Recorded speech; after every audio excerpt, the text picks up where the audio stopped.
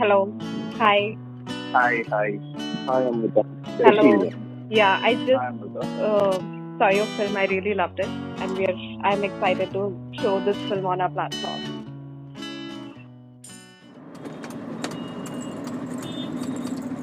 నా ఫిలింతో హీరోని చేస్తా కదా నేను. అవునా? ఎప్పుడు వద్దా ఫిలిం? అదే అయినా నువ్వు ఇదే అంటావు నాకు తెలుసు. ఎవరు నమ్మరు నన్ను. మీ అమ్మ నమ్మదు, మా అమ్మ నమ్మదు. అలా ఏం లేదు నువ్వు కూడా అట్లానే. ఎట్లున్నాడు రా తాత? అట్లంటే ఎట్లరా?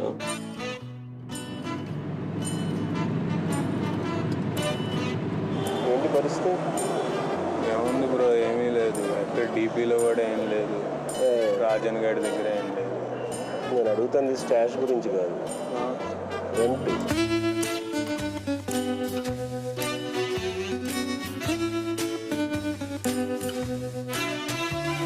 చిన్న ఎక్స్పెరిమెంట్ ట్రై చేస్తున్నా, దానికి పొద్దు నుంచి ప్రాక్టీస్ చేస్తున్నా. ఒక్కొక్కరిని ఎక్కించుకుంటే నువ్వు అనుకోకుండా పార్ట్ అయ్యావు. ఏది నేను సినిమాలో ఉన్నాను ఇప్పుడు? చెప్పా కదా నీకు, I want to shoot taxi film. Taxi, you don't know if it's staged. Canon has become more about the presence of the filmmaker than the absence of it. అంటే ఒక డ్రైవర్కి ఒక యాక్ట్రెస్కి మధ్య ఏం కాన్వర్జేషన్ అది?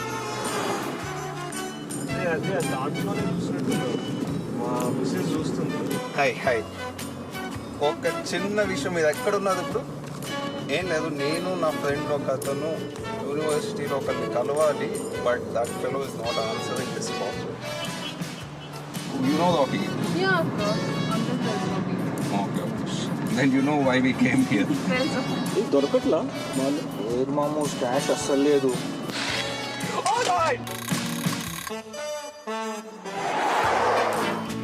मैंने सुना है कि आप भी मूवीज में कुछ ट्राई कर रहे हो बोल के ना? బనా రहा हूं. స్కూల్కి వెళ్ళి బాగా చదువుకొని ఇంగ్లీష్ నేర్చుకున్నాం అనుకో, నీకు మంచి గర్ల్ ఫ్రెండ్ దొరుకుతుందిరా.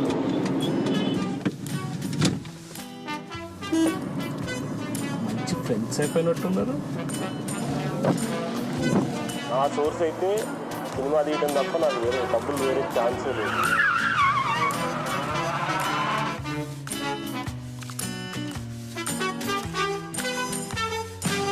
है माल है Hi. थोड़ा So, so let's just talk a little bit about Love Letter to Cinema. But before that, Rohit and Shashi, can you please tell us a little bit about your filmmaking journey? How long have you been part of the film industry? I'm Still not part of the industry. Yeah. So I started in advertising, then corporate films, NGO films, educational films. Then jumped into fiction, like with Fish Mahal, like Dilpet Ganesha. First venturing into like some big thing, kind of my own thing, kind of. Then Fish Mahal, because of Dilpet Ganesha, gave me that confidence to shoot on roads and shoot in real events. So from Dilpet Ganesha shoot, what I learned is like I'm not a docu filmmaker, so I'm interested in fiction. So Fish Mahal, and then lot of things. Shashi, tell us a little bit about how the filmmaking scene was when you were in Chitralekha, because it's very obvious that you're into world cinema. Iranian films have inspired you. Many other films have inspired you. But the reality of the kind of space that you were in, the kind of industry that you were surrounded with, and this constant struggle with what is your practical reality and what's inside your head. Can you tell us a little bit about how you sort of dealt with it and what was going on in your mind before 5Ds came along and other things? See, since I started, I was completely surrounded by commercial cinema assistant directors. They are my close friends, like some big, like Sendel, Bahubali cameraman too. Everyone was struggling, but everyone's goal or the ambition was to do a film with a hero. But the day when I entered into films, or my idea was not to do film with stars. I want to do something else. But a saleable theatrical release film. Basically, like Meera Nair is one big inspiration that way. So on those lines, I worked on a story called Fakir, which is my all-time favorite kind of story. But it never happened. And there were like big cameras, man. It was very expensive when I started, like RE 435, RE 535. Otherwise, there were beta cameras in the television. It's a huge camera. It never gave me that feel of cinema flat image. Maybe it's good for documentaries or interviews or TV serials. But whenever I shoot with that something, it's really, maybe I didn't explore it properly at that time. So constantly, like with this commercial cinema around me, and I was going very away from them. Being in Chitralekha, my circle, like I was dealing with two different friend circles. At Chitralekha, we are into advertising, but there were no people who wants to make film. They have ideas, but we are kind of lazy at Chitralekha Studios. We are getting work and fine. The other circle is completely cinema circle. Hardly anybody has become filmmaker then in that circle. In these 20 years, like 2-3 people made it with the big heroes or whatever decent films. So digital. I mean, first time we got this HDV camera. In a tape, we can shoot on HD quality kind of camera. We did some test shoots. Then we decided to do a film on it with Jan Shekhar. We did some test shoot and we projected the theater and we watched it. We were very happy with that. Then Jana suggested, let's go with 16mm. So that was even more exciting idea because I want to work with film at least once. But for due to some reasons, I mean, I don't have any particular reason. So then I thought, I was not happy being in that space of corporate films, especially corporate films. Dealing with the corporate guys and talking to them, it was shit. So then I realized, okay, I'll get into cinema.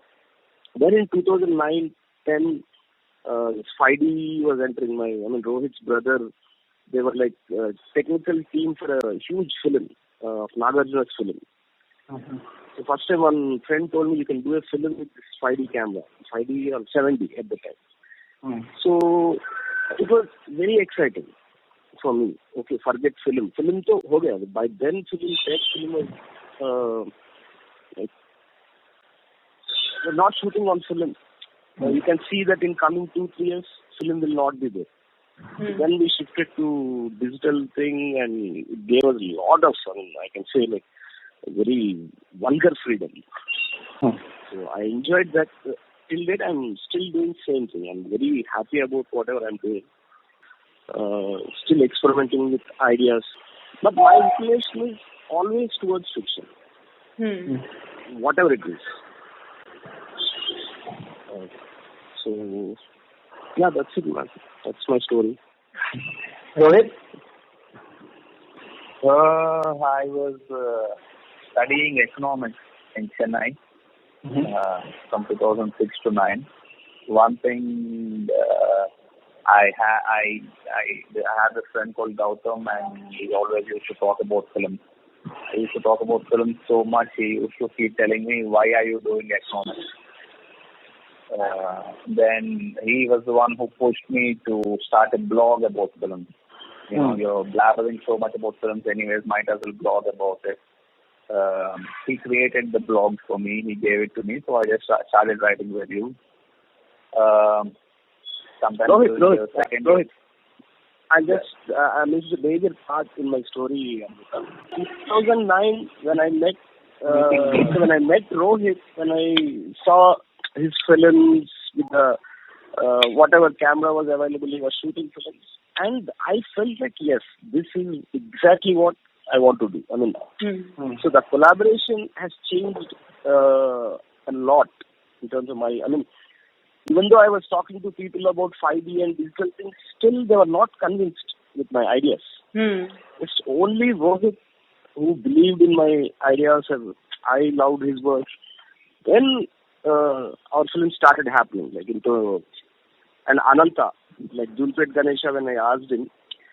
So that was one strong support from these two young filmmakers I got, so, which was very exciting. So, yeah, so please.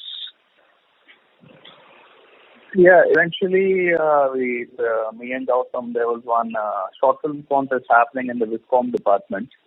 They said anybody from any department can make a film for this. And I think outside of the Viscom department, ours was the only entry. And even then, I knew one has to shoot a film to make a film, but what exactly makes a film is the edit, right? So Gautam learned editing from YouTube. We were doing it on Sony Vegas. He edited the film, and sitting next to him, it was literally like an LSD trip where your mind opens up. Watching him edit, suddenly there was this. You're always looking at Indian films and American films, all foreign films on TV, or even if you look at any film, you look at Terminator 2, and then you look at your own commercial films. Okay, the special effects is fine, the locations, the budget is fine. What is that thing which is so different about our films and their films? It was the edit. The edit was making all the difference in class and style. So suddenly, while making that first short film, it was like, what do you say? It was like absolute rush of ideas. It just seemed endless, the possibilities of what you can do with anything. And from there on, I've been making short one. I don't know if you guys have seen that. Ananta, I have seen that film. It's called Marijuana in Smaller Towns. I have seen it, yeah. Yeah, it's a 12-minute mockumentary about buying and rolling a joint and smoking pot in a small town. That was one of the films that he was talking about when we first initially met. I was showing him like the unfinished version of, it's called Mist for short. And from there, and even when I came, after college, when I moved to Hyderabad, I couldn't really, it was more of a very, it was a very experimental excitement I had for film. I didn't quite know how this can be put into any sort of, how can you make this a profession? How can you make money of this? How can you, make films that'll have an audience big enough for you to survive?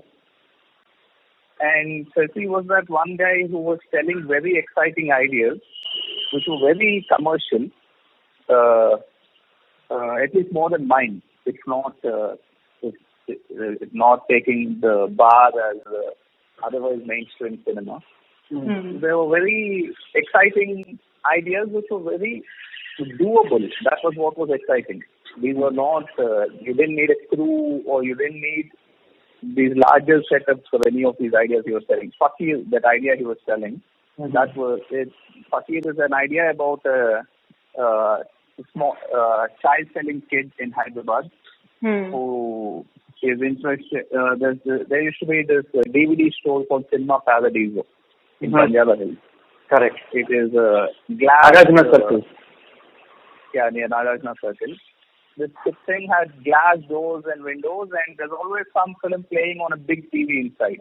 So even from the street, you can watch these films standing on the street without going into the shop. So the idea that he told me also, there's this little 10, 12-year-old kid who sells tea, walking the street in a flask. And every time when he comes to Cinema Paradiso, he just stands there and watches films. And he especially loves films where there are guns involved. And he's always watching these films. And one day, when he's somewhere next to a railway track, he finds a gun. And what happens from there was the story, and we were such Like, even Sesi had the idea only till then. Like, he finds the gun, then what? We didn't really know. So we used to take long walks along railway tracks, hoping to, figure out what will happen next. So that happened for a while, actually. And then that character became one of the characters in Fish Mahal. The little kid. Now he's not a chai-selling fellow, he's a rat picker. Instead of a gun, he finds cinema at the film festival. And the gun idea we've recently made into another film called Shivariki Migiledi, which translates to What Remains in the End. It's a 62-minute black and white film. It's come out quite exciting. It needs final sound design is left out. That apart, starting from there, like he said, we were both quite unsure about where do our ideas stand in the whole spectrum of extreme mainstream cinema to extreme experimental cinema. We were somewhere in between. So we never thought of ourselves as any sort of art house filmmakers. We thought of ourselves as, non-star commercial filmmakers. We still consider ourselves commercial filmmakers in the sense of the ideas are simple. These are not the sort of ideas that would scare away the usual audience. These are pretty simple, straightforward, funny ideas most of the time. Starting with Fish Mahal, we're down 15 films now. 3 or 4 of those have been shelved. 3 or 4 are out. The other 3 or 4 are in post-production. Just directly talking about Love Letter to Cinema, can you give us a little bit of a history of the project? Like, how did this project come to shape? What went on behind just before you made Love Letter to Cinema, as much as you want to reveal? Yeah, I mean, it's one of the most easiest films we have made till date, maybe.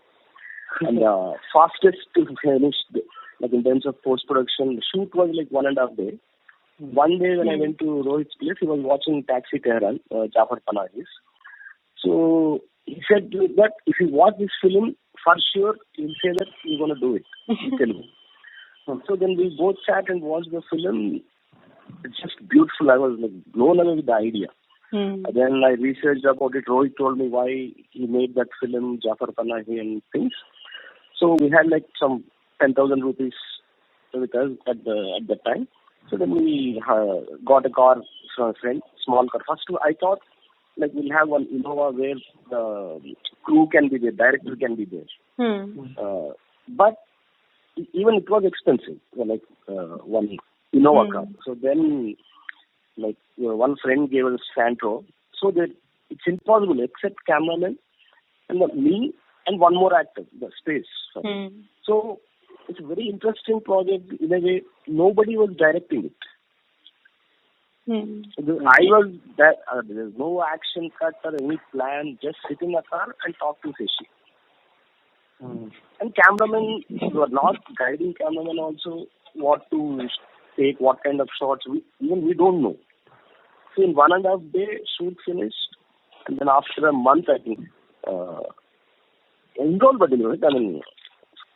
Initially, as in after the shoot was done, I just cut the first 2-3 minutes of it. Sesi going to a cafe, ordering tea, having that tea, the title comes up, and by then I was confident, okay, this can be done. By the time I spoke the title, at some level this can be pulled off. Then I had to come to Vijayawada for some reason, I don't remember. Anil, there's a guy called Anil who was the producer of the film. Not the initial 10,000, that we gathered from 2 or 3 friends. Later, a little bit for Vivek Sagar, a little bit for sound mixing and all that. Anil gave that money. So I took Anil's laptop, the hard disk, and came down to Vijayawada. I would edit one sequence, meaning one character. I'd be so happy and excited about it that I'll be scared to move on to the next character, thinking it might not be that good. This thing came out so nice. The next thing is going to ruin it. And it constantly surprised me. It kept getting better as the characters, as the film progressed. It really has that sense of the film really discovering itself as it goes forward. By the end, by the time the knees gets in, it's fully in place. And one interesting thing is, we copied or inspired from Jafar Panahi, one independent filmmaker, and the another independent filmmaker, Sandeep Mohan, Sola Venki director. So we organized these screenings. This is what Ananta is doing right now, traveling with his film. So Sandeep came to Hyderabad and we had 4 screenings, play as you wish screenings in coffee shops. So they were quite successful.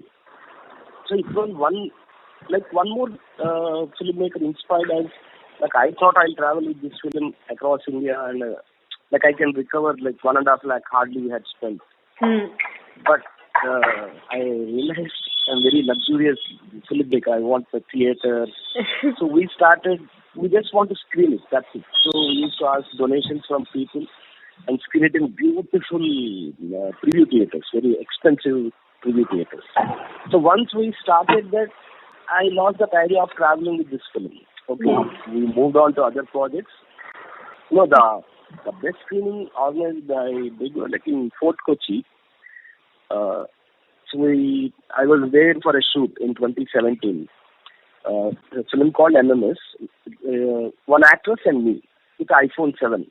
So I thought there will be some alternate audience, international too. We publicized decently in a nice, very beautiful, 125-old building that is the coffee shop is. So I thought at least there will be 15-20 people turn out. But there are only 2 people. One is a film journalist who is friend of my actress and her husband. And they watched it in a big hall. Haima, one more audience who came from Bangalore to meet me. 4 people watched it. I think that's the best screening I had.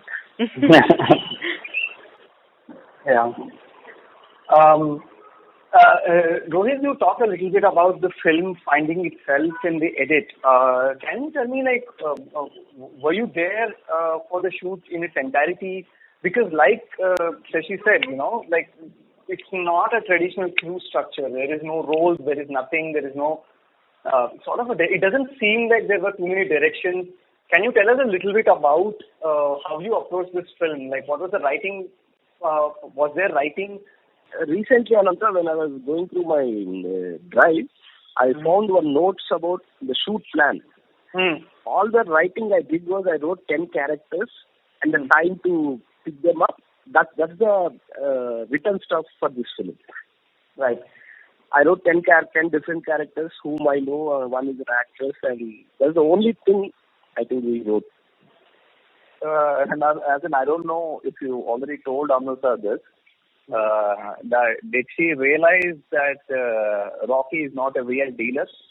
Yeah, I did not until I saw the credits in the end where it said that John as Rocky. That's when I realized that that person is not playing himself. And did you know that that girl is not really Seti's niece?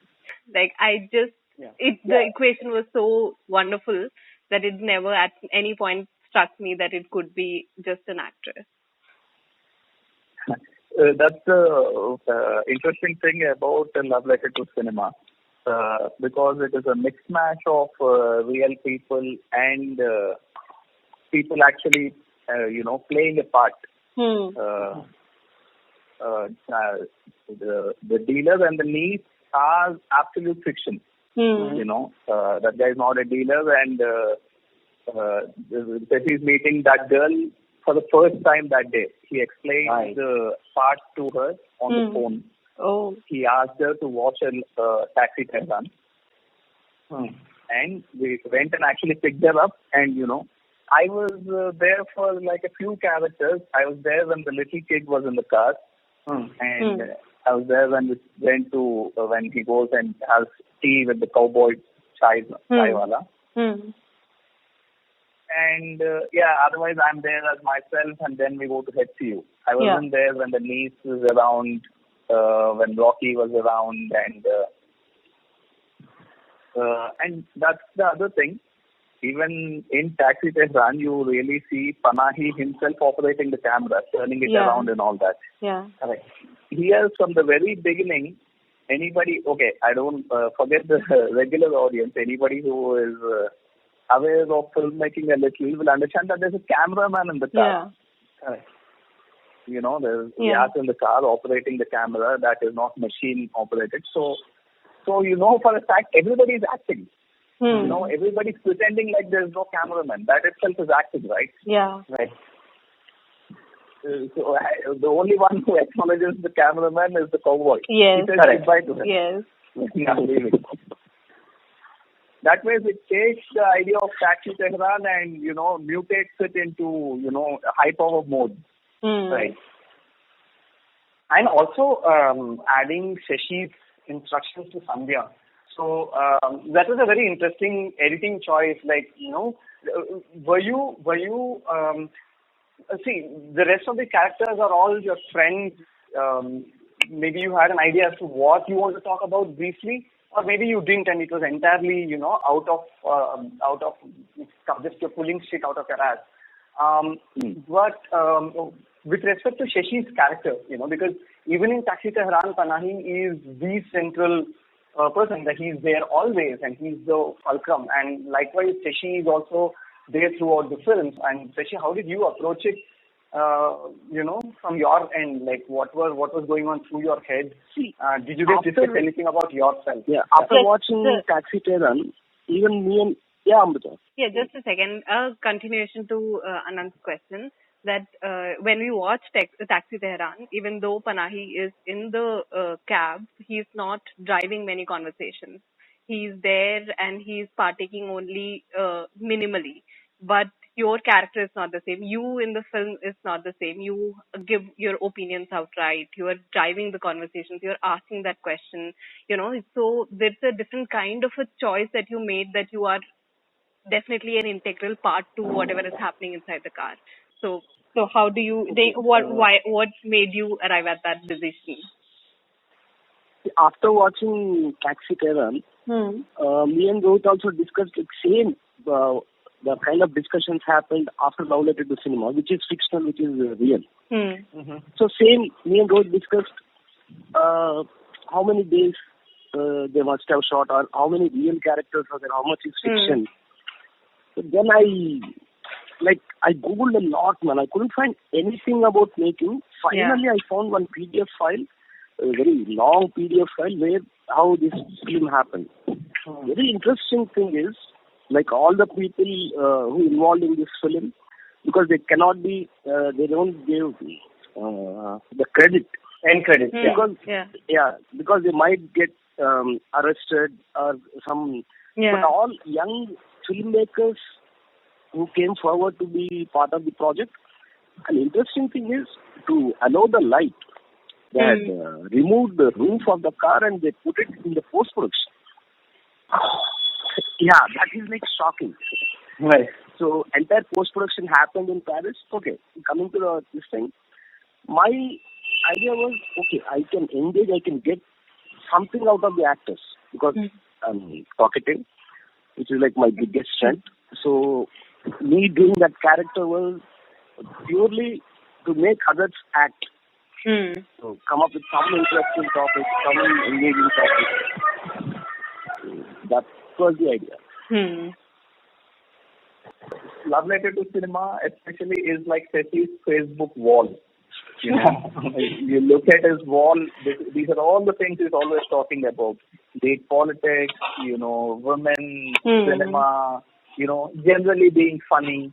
That is just him. The thing didn't have a director, but if you have to pick an option, Shashi was the director of A Love Letter to Cinema. He was directing the conversation. Correct. I think if you look at in that sense, even story discussion is an extension of a love letter to cinema, as far as that aspect goes. Yeah. Correct. Because it is Ceci as Mohan Kumar really instigates the conversation. Even when it slacks off in between, he pumps it up again. Yeah. That is sort of an extension to that. Actually, Love Letter is the film that gave us the confidence in improvising. Any particular inspirations with respect to working with improvisation?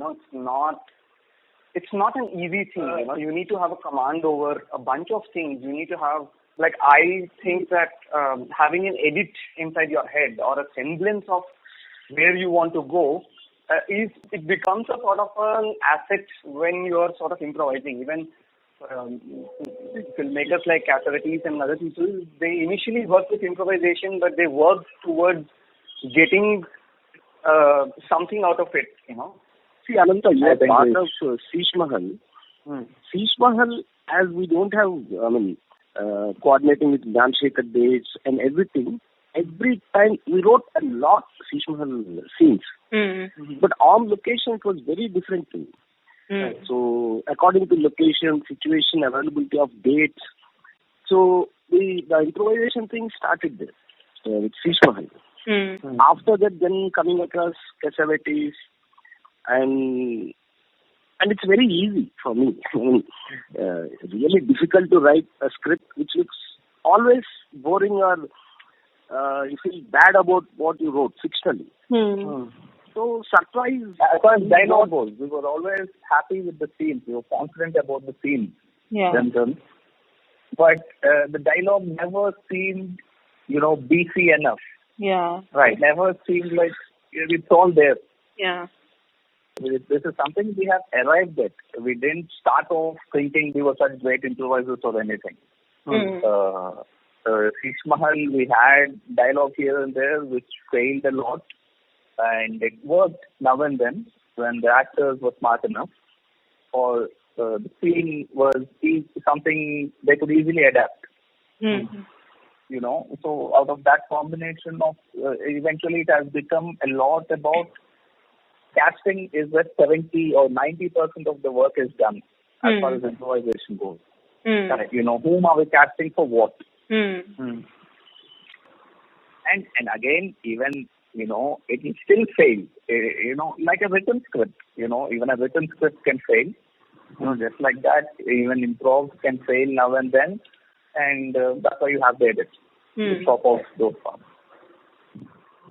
I have a sort of a tangential question. Do you guys consider yourself as filmmakers who think about form of filmmaking, or and as an extension to that question, how do you guys prepare for any sort of a visual design?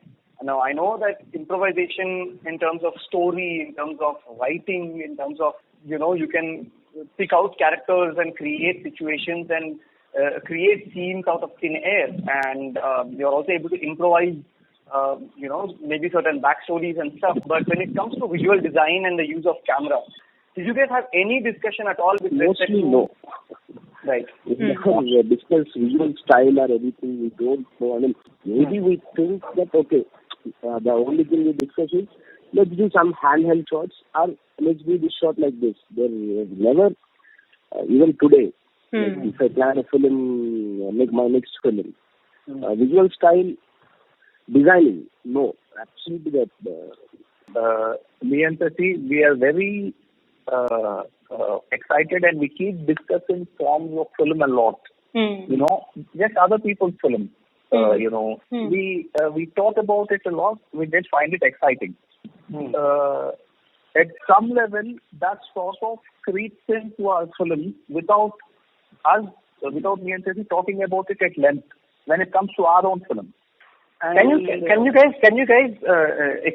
talk a little bit about why you guys are making this choice? Because there is a lot of emphasis on visual language, on carefully constructing it. Even if you look at Kiarostami 10, which is also entirely set in a car, even though it's highly minimal, which is, either you see the driver or you see the passenger, the camera is placed on the dashboard. And to a certain extent, there is a sort of a visual unity even within Panahi. Most of the stuff is rigged, and Shashi telling me about the roof, etc. It looks like it's sort of constructed.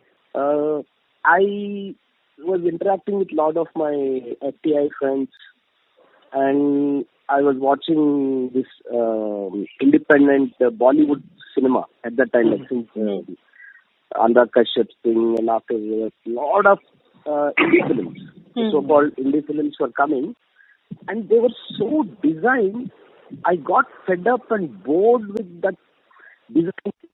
Right. Like even window color, coordination of curtains, that, okay, I have seen other like Steven Soderbergh or some other guys' films that design, but they look so exciting visually. But when it comes to Indian cinema, like Bollywood or even now Telugu independent cinema, they work so hard on designing things. I feel it's so boring. Then, and still, today, Amrita, I feel like I don't know filmmaking. I don't know fucking 360-degree rule, or whenever I go to shoot, like, I'll be scared. How to shot and how to start, what will be my first shot, and looking at actors. So I have decided, okay, I'll not stick to any style as such. I don't want to achieve, and I don't want to work that hard to make a film. Any visual is exciting. Any house is beautifully designed. Any real location, than a set or something. I feel exploring it is like, I love Hyderabad city. I want to make all the films in city itself. So that's why I hate designing things. I don't mind, maybe if I find really a good costume designer, and we have such kind of ideas also. Right. So when we see Taxi Tehran, the idea of what is real and what is not real is sort of blurred by Panahi carefully constructing things. Where does he come in? Where does he not come in? But in A Love Letter, it is the same question that we are asking. Are the actors themselves, is that really the niece? Or, who is that person? Sandhya is actually an actress who's training, or does she know that it's actually going to become a film? These are the same questions that we ask. But how you blur that line is sort of different, in the sense that you show people that there is a camera, and there's also, the cinematographer sort of shoots the camera on the dashboard where you guys go out for a smoke. So the choices that you make to sort of question what is real and unreal are different. Like, why? Like, were those conscious choices? Do you want to? Did you want to actually question what is real and unreal in your own way through the same form? It is always what is exciting about able to get such a question about this film is we were just going nuts with it. Like you said, there's no plan. There is briefly a plan. So we told all the actors, don't look at Yas. He's not there. That's the only thing we would tell him. And we were going berserk with it. God knows what's coming out of it. And there's quite a few moments where there's a fucking cameraman in the car. Like I said, anybody who's slightly familiar will understand there's a cameraman in the car. Yeah. So it is a lot of fun to have this really berserk, non-academic, let's just shoot it sort of attitude towards it, and to inspire such an academic question about it. Right. So, can you tell me a little bit about your editing process? How you found rhythm? How you found tone? Especially with such kind of footage, which is ad hoc, improvised. Can you tell me how you put it together from that perspective? And what are your points? What are you looking at when you are editing? It really becomes like jamming on the computer. I can't really articulate what it is. It is just about, is it engaging? Is the acting good enough? And, is the take long enough? Or, short enough, whatever it is. If it gets boring, cut to the other side. Okay. And it might not work every time. Cut to the other side, but this other side doesn't look good. Okay, get this whole thing off, get these 2 lines off. We'll move to the 3rd line. Right. You've got to be a little, a single good shot also. I would think so much, I want this shot in, but it's not fitting in. So, as you keep making more and more films, you understand you can just be ruthless with it. Because the rhythm of it is more important than a good-looking shot. Correct. It's music, man. That would be my explanation to it. It's just music. I wanted to ask you if you consider yourself political filmmaker. What does the term political filmmaker mean to you? I personally, I hardly follow politics.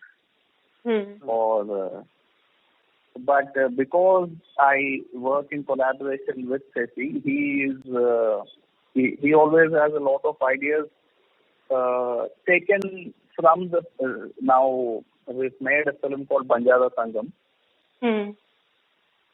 which is a Lambada film. Okay. The entire film is in the Lambada language. It is about 4 guys, 4 25-year-olds from one small Tanda who come to Hyderabad for the first time. Because it is the first time August 15th is being celebrated in independent Telangana after the state formation. And they want to really attend this event because they had a friend who committed suicide for Telangana. There's this, and then we made a film called Amrutam Tulsina Ratri, which is another 1-hour film. Amrutam Tulsina Ratri translates to The Night That Rained Nectar. It is a day in the life of a director and an actor 15 days after demonetization, where liquid cash is impossible to come by, and these guys, they wake up, they buy tea, and they're out of money. How do they, spend until midnight that night, and when did nectar rain is the film. I think thematically these can be at some level classified as political films or politics as its backdrop. That is essentially all political films. Right. That was because of Sesi and the interest he has in immediate politics happening right now. Yeah. It is never about, he never tells me ideas about emergency or anything. Right now, what is happening? Yeah.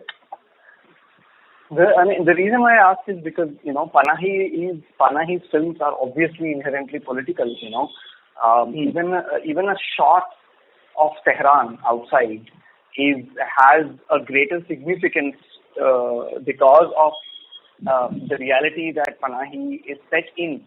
And the fact that he is making a film itself is almost, it's a transgression in itself. So when you saw Panahi's Tehran and understood the political significance of this film, how did you guys grapple with the idea of using these techniques that Panahi uses, and at the same time not keeping it as overtly political, where the subtext is not as overtly political?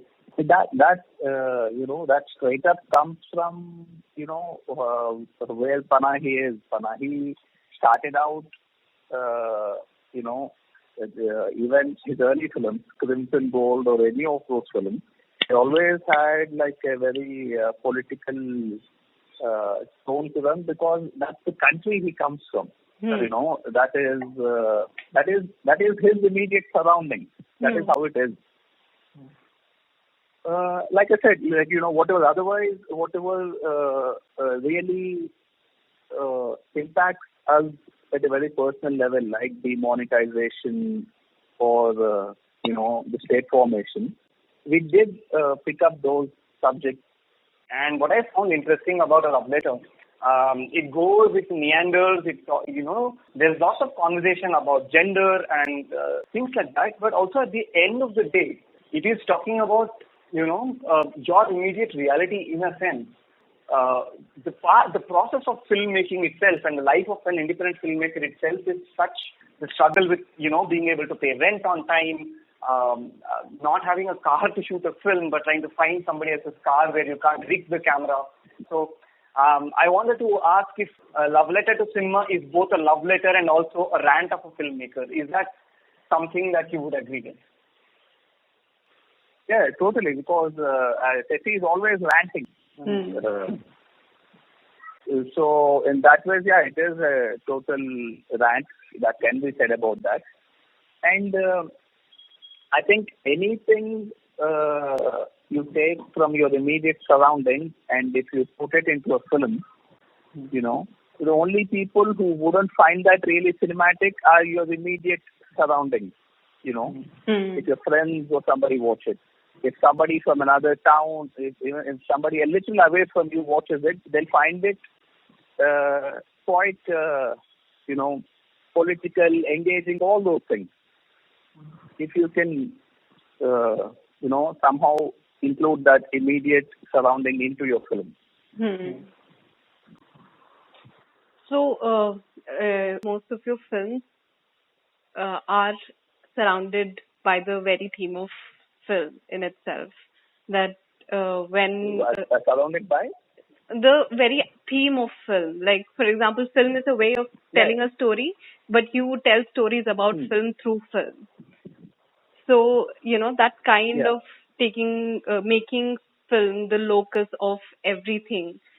How do you think that this independent filmmaker's journey and all the people who are associated with it, who are working on a collaborative spirit, resource pooling and everything, this story is, an essential story to tell?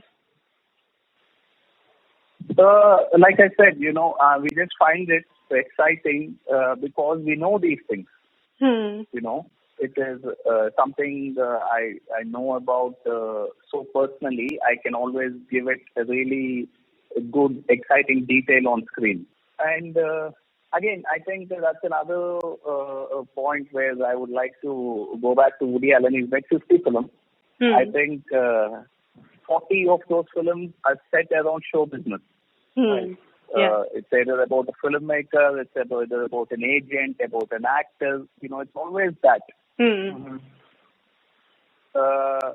And another thing would be like we have quite a few ideas outside the realm of film. But given the circumstances, given the budget, for now this is what we've been able to do. Which I also found very interesting, that the entire idea of filmmaking of camera and how that sort of affects social hierarchy that you bring in, that Shashi brings in at the beginning of the film, where he talks about reality porn, that a lot of women don't want it or don't know that the camera exists, that the man is sort of deciding what is being shot, what is being put there. And then later on, Nees sort of comes and sort of talks about the same thing from a commercial Indian perspective, how people are trying to, cast her not merely for the acting skills or, her appropriateness for the role. So that sort of conversation comes back again, that sort of who is making the film, who has the camera sort of making, deciding social hierarchies. And eventually the Nees, I don't know if you actually intended it that way, but how I read it, that finally when Nees sort of wields that camera and she's shooting around, for once the equation is sort of changed. The same way Panahi sort of is trying to get Nees to shoot things, and, Taxi Tehran mein she shoots stories of herself parallelly. That's sort of where Shashi's Nees, Aditi also comes in and sort of wields the camera herself, deciding where the camera is shooting, what is it shooting. So that way, I think weaving in other political narratives is something that I found very interesting in this film.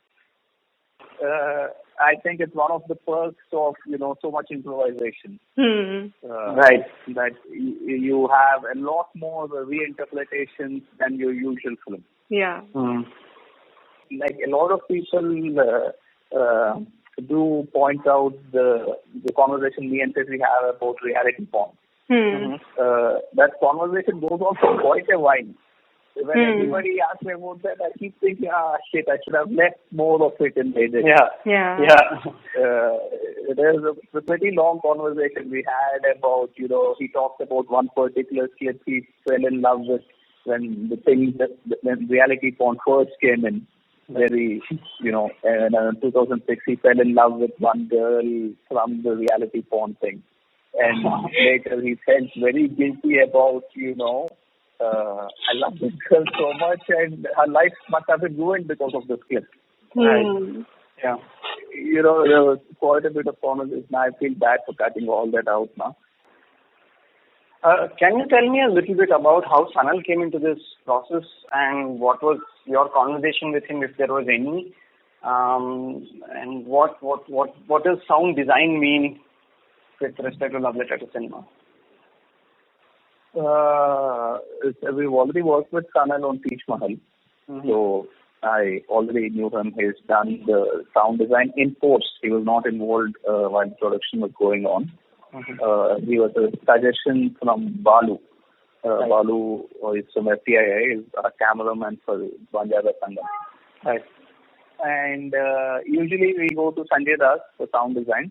Then when Love Letter was happening, Pelli Choopulu just came out and these guys were busy with something else.